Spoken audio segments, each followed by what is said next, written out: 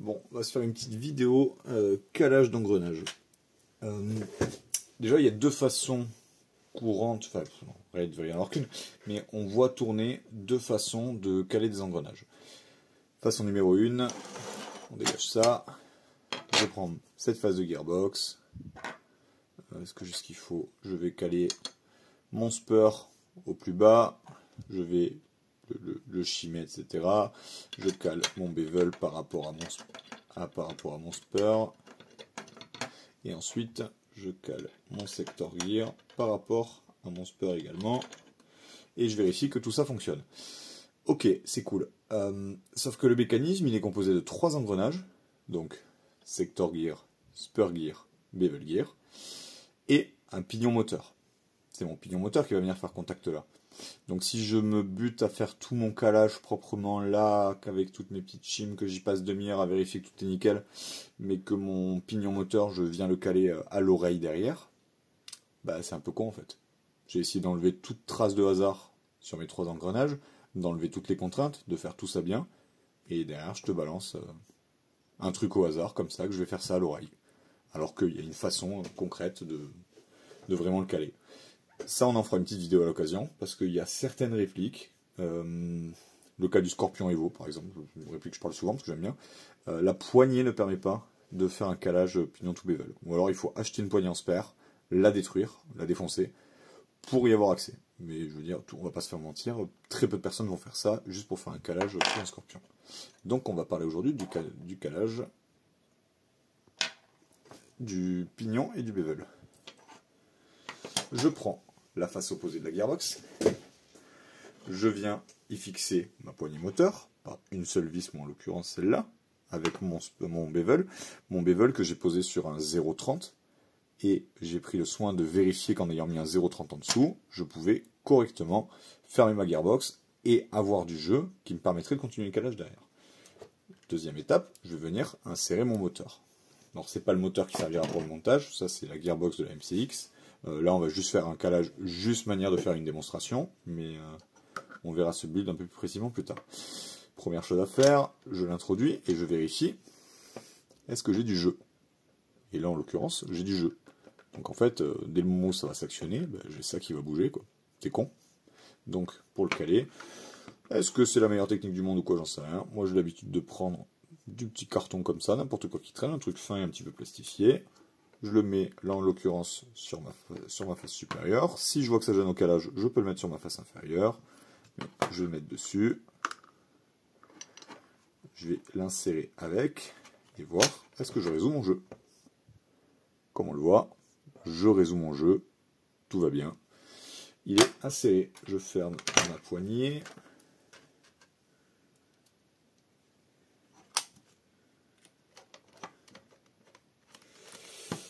Ne soyons pas cons. Parce que je fais ça, il est un peu tard. Mais évidemment, je mets le ressort sur le moteur. C'est quand même vachement mieux. J'introduis, mon moteur est monté sur le ressort est monté. Je ferme. Je me disais, tiens, ça ferme vachement bien. Il manquait forcément quelque chose. Je ferme ma poignée. Là, je vais devoir mettre la deuxième parce que sinon c'est pas parfaitement aligné.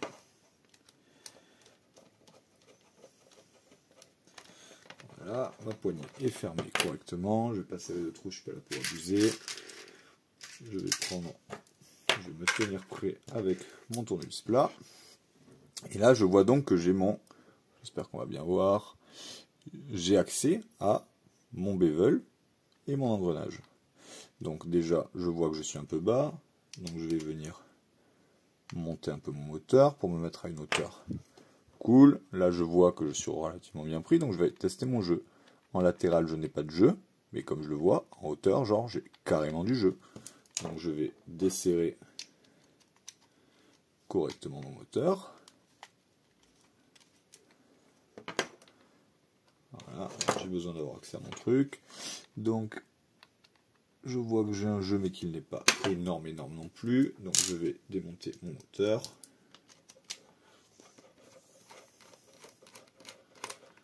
On fait toujours attention aux vis. Mon petit conseil, dès que je take sur quelque chose, j'ai un petit support à côté et je mets tous mes trucs dedans au fur et à mesure. Comme ça je suis sûr que une fois que je remonte, j'ai rien de perdu ou qui traîne. Donc, ça, je l'enlève. Je vais chimer un peu le dessous. Manière de me laisser un peu de marge et de ne pas avoir à bourriner mon moteur vers le haut. Je vais me rajouter une 0,30. Avec une 0,30, je ne devrais pas être trop mal. Je sais que je peux le faire parce que comme j'ai dit, j'ai vérifié la marge que j'avais dans mon calage et j'avais une jolie marge. J'avais peut-être les 2/3 d'un millimètre pour faire mon calage.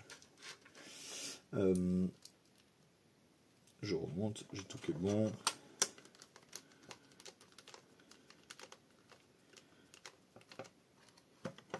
C'est discret du tout. Forcément, j'essaie de garder un œil sur la vidéo en même temps et je me concentre moins sur ce que je fais.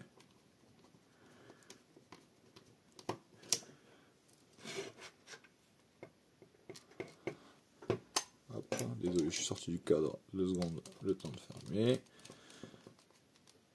C'est fermé, je reprends mon plat et je viens revérifier. Là, comme j'étais redescendu, je vais venir pouvoir me mettre à une hauteur. Ok, et donc en fait, je cherche la hauteur qui va me permettre d'être bien pris dans l'engrenage et de limiter mon jeu. Là, je vois qu'en réel, alors forcément, il est tenu par rien, donc il bouge. Et là, je vois que j'ai mon bevel. Alors forcément, il n'y a pas un deuxième axe. Mais je vois que j'ai mon bevel, il est parfaitement pris. Je vais faire juste un tout petit millimètre en moins comme ça. J'ai peu de jeu dans ce sens-là. Et j'en ai quasiment pas dans la rotation. C'est-à-dire que là, je suis pas trop mal calé. Alors en réel, je devrais le monter un petit peu plus. Pour vraiment... Ouais, je peux encore enlever du jeu là. Je peux encore enlever du jeu. On va le faire. Pas du temps, mais c'est pas grave, on va le faire.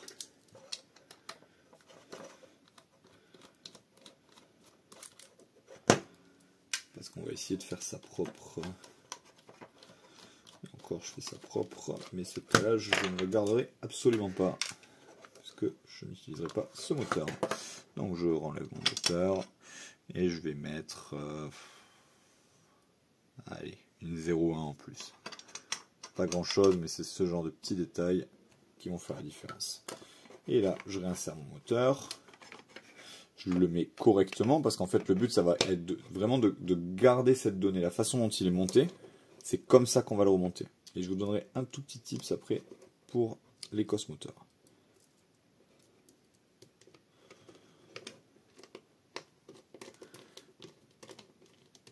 Alors celui-là, il veut jamais venir en premier. C'est moi qui dois mal le tenir aligné. Attends, je vais me sortir du cadre un peu, juste pour le faire bien.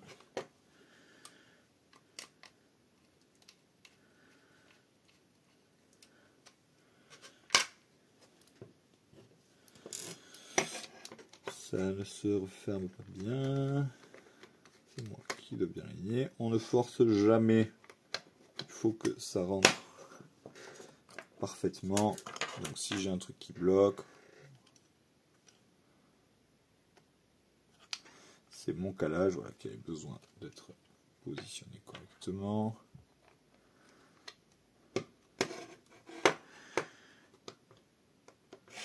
Pour le mettre, je n'hésite pas à le bouger et venir le faire prendre. Là je tiens, je me ressors, il est un peu costaud en fait, donc c'est bien, il tiendra bien mon calage, mais à remonter, il me casse un peu les couilles.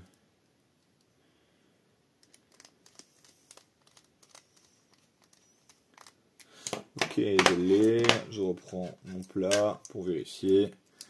Là je suis calé, et comme je peux le voir, alors j'ai même une très légère contrainte, donc je vais reculer. Et là je le vois en fait, j'en arrive à avoir mon engrenage en fait qui est vraiment bien pris dans mon moteur. Je peux le faire tourner. Et là je vois que je suis pas trop mal. Je laisse un tout petit peu de jeu parce que mon but c'est de ne pas avoir de contrainte. Il faut que je sois capable de le tirer un tout petit peu vers là quand même, là où j'ai mon doigt pour être sûr que l'axe reste correct.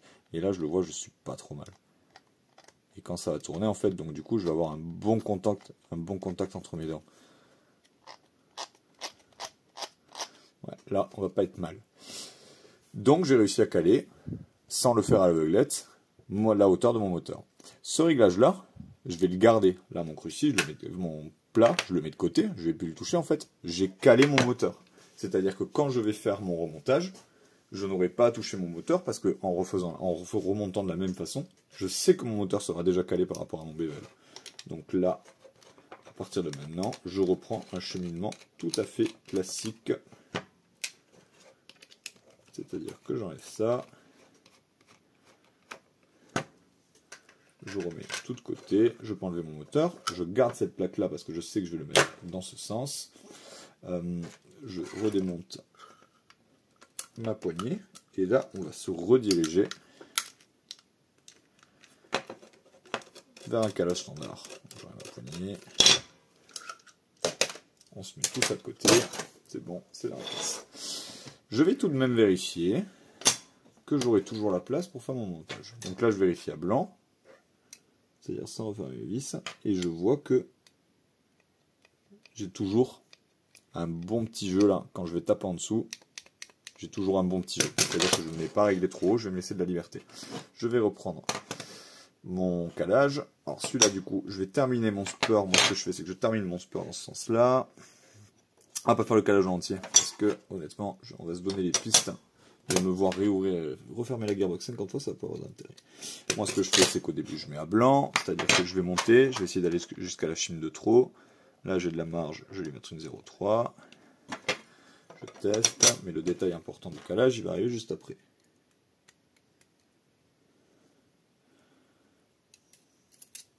Je vois parfaitement. Je n'ai aucun jeu. Aucun jeu de côté. Là, je vais le tester. Mais pour le tester, c'est pas comme ça que je le teste. Donc c'est une procédure qui est un peu relou.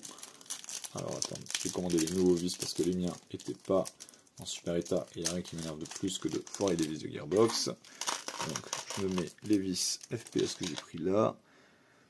On va vérifier que j'ai ce qu'il faut pour les fermer. J'ai ce qu'il faut dans la main pour les fermer. Donc je vais refermer, peut-être pas la totalité, moi je referme rarement la totalité. Mais on va dire que je referme de manière assez espacée pour que ce soit... que ça se remette en condition de calage quand même. Donc je vais refermer une ici, comme ça j'ai fermé 3 autour.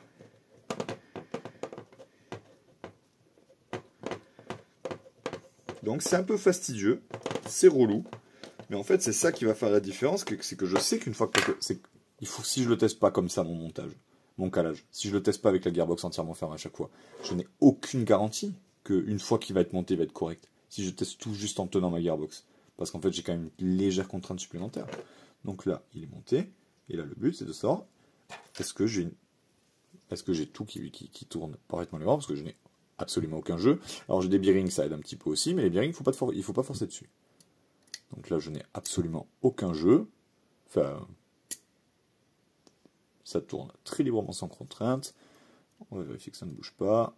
Je n'ai aucun jeu. Donc celui-ci est calé. Et là, je vais les caler les uns par rapport aux autres, mais surtout en continuant de serrer à chaque fois.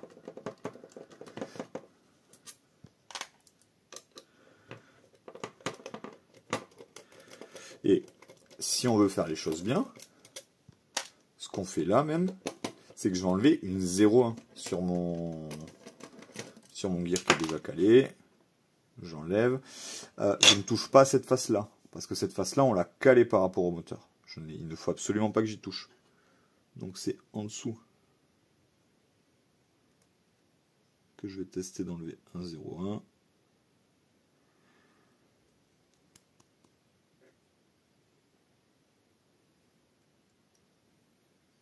Ah, c'est long les vidéos calage. Il y a un peu plus la motive, franchement je vous ferai du montage pour vous enlever ce genre de moments, mais moi ce qui m'amuse c'est de bricoler, hein. C'est pas faire du montage vidéo, on va pas se mentir.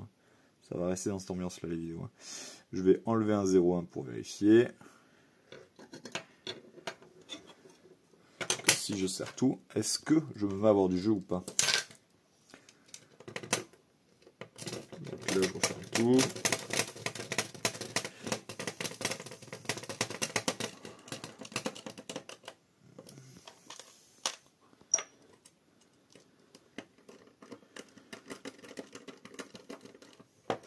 Je respecte tout à la lettre, ça devient un peu long le calage, mais putain, qu'est-ce que... En fait, une fois que c'est fait, si on le fait bien...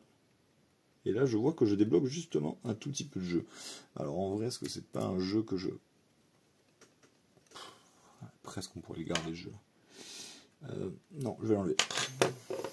Je le veux quand même pas. Si jamais j'avais vraiment une grosse config dessus, je pourrais tolérer un tout petit peu de jeu comme ça, pour essayer de pas forcer sur les bearings, si vraiment... si jamais vraiment je voulais pas me prendre la tête, mais... Là je sais que le build derrière, de toute façon il va être tranquille, et je vais pas garder ce calage. Donc on va se remettre ce petit 0,1 en dessous. Donc celui-ci est calé, donc je reprends mon calage classique, et là je vais... aller du bevel jusqu'au spur. Donc le spur, je vais commencer par lui mettre un 0,10 en dessous. Ça, je vais le mettre de côté 3 secondes. Je fais gaffe à ne rien perdre. Je vérifie toujours les deux faces de ma gearbox. Donc là, je le vois très bien que j'en ai une, que je récupère et qui va au-dessus. Je fais bien attention à tout garder. Je mets de côté. Mon spur, il a un 0,10. Je vérifie que mon 0,10 ne crée aucun mouvement et que ça suffit à le surélever. Ça suffit largement. Je vais placer mon bevel pour vérifier que les deux à niveau correspondent.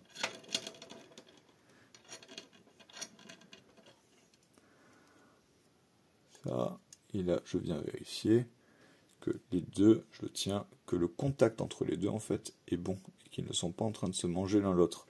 Je ne sais pas si on voit bien sur la vidéo. Mais en fait, c'est le niveau des dents l'un par rapport à l'autre. Il faut que je vérifie que le niveau est bon. Là, le niveau est bon, je le vois. J'ai, je sais pas, 0,2, 0,3 mm d'écart de niveau entre les deux. J'ai une bonne surface de contact entre les dents. Mais ça ne se chevauchera pas. Ça peut parfaitement tourner sans se bouffer la gueule, sans qu'il se touche. Parce que le but, c'est de limiter les contraintes. Donc ça, j'enlève. Ça, je fais gaffe à bien tout remettre, etc. Celui-là, il est de côté. On peut sécuriser genre vachement mieux que moi, mais j'ai l'habitude de faire comme ça, donc c'est pas très grave. Je mets mon spur seul. Sur son 0,1, il est très bien. Je ferme. Et je recommence, tout simplement. Les autres, ça va être un calage normal. Je regarde le jeu que j'ai entre les deux. J'ai un jeu assez conséquent au début. Donc on va y mettre un 0,3 et un 0,1. Ça c'est vraiment à l'œil, hein. Le but c'est juste de grimper. Le but c'est d'arriver à mettre un 0,1 de trop. D'arriver au moment où si je mets ce 0,1 c'est pas bon, et ben je l'enlève. Faut pas hésiter à le faire plein de fois. On ouvre, on ferme, on ouvre, on ferme. Le calage, vraiment ça joue genre de ouf sur la fiabilité. C'est vraiment super important de... Une fois qu'on sait bien faire un calage, là je pense que je suis bon. Une fois que le calage il est maîtrisé, qu'on le fait bien, si on monte des pièces qui sont correctes, etc., qu'on ne fait pas des builds avec des brushless, du DSG, des choses compliquées, que juste on fait un 12-1 avec une dent short stroke, un moteur un peu coupleux, etc., fait des choses qui tournent très bien, mais qui sont classiques, on peut faire des gearbox qui vont tenir honnêtement des années.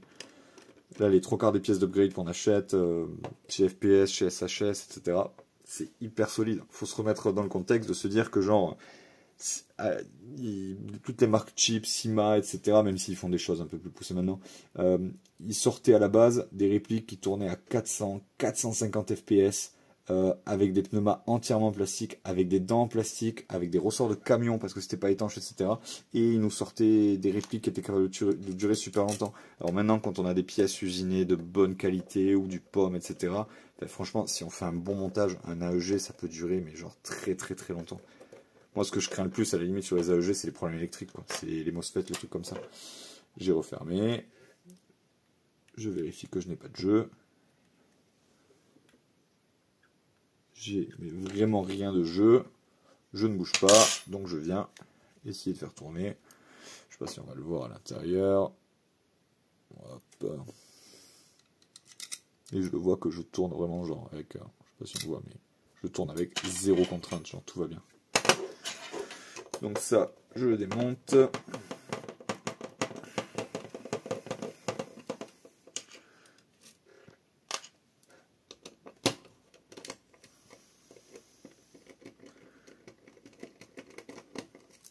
Ah, c'est un peu fastidieux, putain, un jour je ferai le beau gosse comme Ding et j'achèterai un truc électrique. Ça a l'air quand même vachement bien, quoi. Mais bon, je suis un peu lent, quoi. Pas encore l'ancienne pour ça. Celui-là est calé. Je récupère bien toutes mes shims, vraiment à chaque fois, chaque ouverture de gearbox, je vérifie les deux faces, qu'est-ce qui a bougé, qu'est-ce qui n'a pas bougé, etc. Je vais caler mon secteur gear. Je peux partir déjà avec un 0,30 en dessous, parce que je le sais, j'ai vérifié que j'avais de la marge dans ma gearbox, donc je vais le mettre à hauteur. Hop. Je vérifie que l'un par rapport à l'autre. Attends, faut que je retrouve dans quel sens la caméra. Je vérifie que l'un par rapport à l'autre, il n'est pas l'air de se gêner en termes de hauteur. Ils ont l'air très bien l'un par rapport à l'autre. Et je vais rajouter un détail que j'aime bien vérifier toujours. C'est que je vais vérifier que la hauteur de mes dents soit bien alignée par rapport à mon piston. Et sinon ça arrive de le chimer un petit peu au-dessus. Là je le vois. Je suis bien dans les dents. Je pourrais le monter un tout petit peu. Je vais le monter un tout petit peu. Parce que plus j'ai une jolie surface de contact avec les dents, en fait, plus j'ai un build fiable, quoi, tout simplement. Donc je vais le monter un tout petit peu. Je vérifie que par rapport à mon spur, ça pose aucun problème. Non, la hauteur est très bonne. Je remonte ça, je le monte bien avec le cylindre, etc. Le piston, parce que même si le piston il est dedans, on a la tête de cylindre, la tête de piston qui est un tout petit peu surélevée. Et là, je vérifie ma surface de contact, et je vois que ma surface de contact avec les dents, elle est quand même un peu plus opérationnelle. Elle est plus centrée par rapport à mon piston. Et moi, j'aime bien ce genre de détail. Je crois vraiment que ça apporte de la fiabilité dans le build. En fait, on a un rack de dents qui reste sur le plastique. On n'est pas sur une pièce qui est moulée en un bloc, etc. Donc en fait, si je viens exercer la force à chaque fois de manière plus centrée, j'aurai un mouvement j'aurai une meilleure répartition des forces, on va dire. Donc je trouve quand même que c'est important. Je tège, ça c'est bon. Celui-là, je le laisse. Je fais gaffe à remettre toutes mes shims parce que ce serait dommage de perdre le calage juste parce que j'oublie une shim et que je sais plus de quel côté elle est. Moi, je laisse pas de place au hasard. J'ai une shim que j'ai laissée, je sais pas de quel côté elle est. Je recommence du début. Je mets ma gearbox pour évaluer un peu le jeu que j'ai de base. J'ai un jeu absolument énormissime. Donc je vais y aller avec 2,03 direct.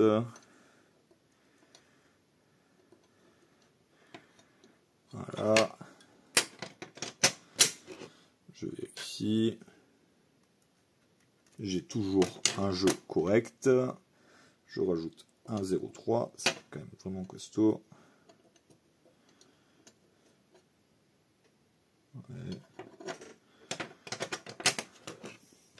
Je vérifie. En fait, je n'ai pas précisé, mais je viens pousser en dessous, juste pour voir en fait le mouvement qu'il y a. J'ai un jeu très très faible. Je pense que un 0,1 devrait passer. Je mets mon 0,1. Hop, j'ai mis mon 0,1. Je mets 0 jeu et je n'ai pas fermé ma gearbox, donc c'est mauvais signe. Je vais enlever un shim, ce n'est pas un 0,1. Et ça, voilà, je relève un 0,1, c'est bon. Je suis allé jusqu'au shim de trop, donc je referme ma gearbox et je teste.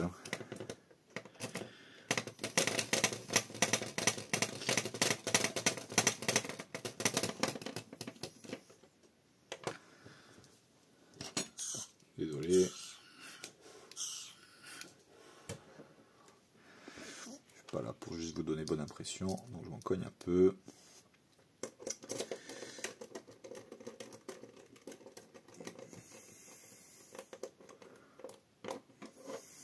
Je ferme une dernière en haut. En général, mon calage final, je finis quand même par tout serrer, par sécurité. Je pourrais vraiment serrer celui-là aussi. Là, le but, c'est quand même de faire une vidéo, pas de me voir serrer les vis dans tous les sens. Je vérifie, j'ai un jeu quasiment inexistant, ou un 0,1 ne passera pas. Je vérifie que ma liberté de mouvement, elle est OK. Voilà, j'ai une liberté de mouvement qui est absolument parfaite. Ça tourne sans contrainte, j'ai pas un bruit. On est bon. Ça, je redémonte. Maintenant, on va les tester tous ensemble. On va vérifier que les uns par rapport aux autres, genre tout est ok. Logiquement, là pareil, je fais la version courte et surtout je fais la version en mode j'ai un peu l'habitude. Ce que je fais moi, c'est que je les teste 2 par 2. C'est-à-dire que j'ai mon bevel, ok par rapport au moteur, voilà, j'ai mon bevel, je fais mon spur. Je vérifie les deux ensemble. Comme ça, je vérifie déjà que les deux n'ont aucun problème. Comme ça, quand je vais rajouter le troisième, si jamais je sens que mon calage il est pas genre parfait, eh bien je sais que ça viendra du troisième. Ou du moins du troisième avec la liaison avec le spur. Parce que j'aurais déjà testé tous les autres. Là, il est vrai que si je monte tout d'un coup et que mon calage il n'est pas excellent du premier coup, ben, je suis bon pour retourner les tester 2 par 2, etc. Voilà, vous ferez mieux que moi. Bonjour et tout. Je referme tout. Et cette fois, on va fermer un de plus.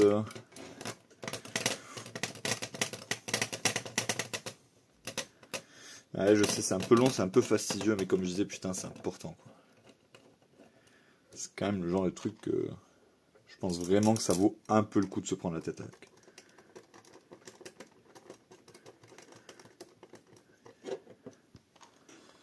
J'espère que ça va marcher, parce que franchement, putain, vous faire une vidéo pour vous montrer comment il faut caler correctement, et pour vous sortir un calage qui est pas terrible à la fin, et vous dire, ok, mais en fait, il faudra un peu mieux écouter ce que j'ai dit, et pas faire ce que j'ai fait. Eh ben, mon calage n'est pas foufou. Voilà, donc je vais les retester 2 par 2 pour voir où c'est. C'est bien, d'un côté ça vous permet de voir que pas de science exacte non plus. J'aurais dû les tester 2 par 2 dès le début. Il y en a un que j'ai dû caler dans le mauvais sens. Pas sur lequel j'ai dû être un peu trop optimiste. Je pense que c'est ma liaison spur et bevel. Parce que là j'ai vraiment de la hauteur sur l'autre. Hop, j'ai pas de chim, on vérifie toujours bien. J'ai une chim qui a sauté. Hop, je décroche gentiment. Je pense que je manque un peu de hauteur sur ça. Ça j'enlève et je vais transvaser. Je redéfrais mon calage moteur un tout petit peu. On peut aussi se le reprendre après. Mais je pense que c'est mon bevel qui manque un tout petit peu de hauteur par rapport au spur.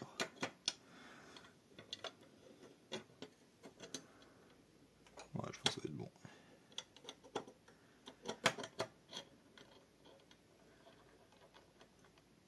Mais non, je manque un peu de hauteur sur mon sector. Donc là, j'ai l'impression qu'en fait, c'est ma liaison que j'ai un peu sous-estimée.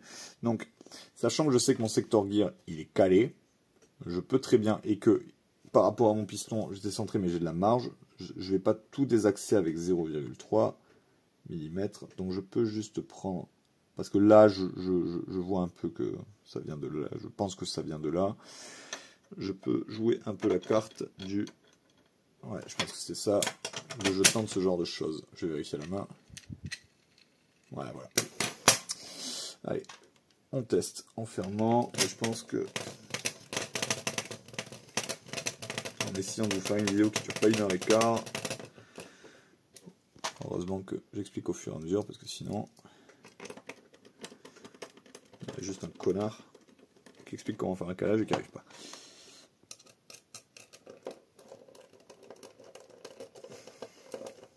On serre tout.